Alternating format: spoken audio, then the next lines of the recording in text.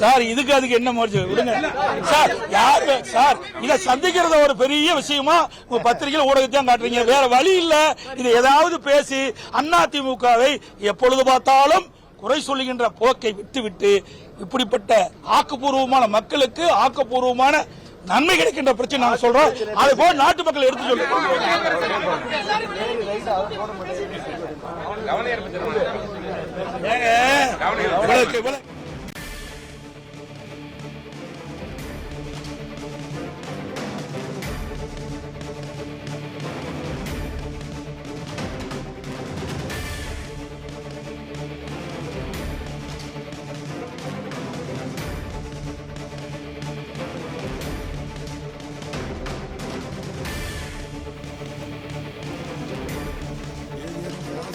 அடங்கிய வில்லைகளாக பாக்கெட்டிலே வைத்துக் கொண்டிருந்தாலும் நிச்சயமாக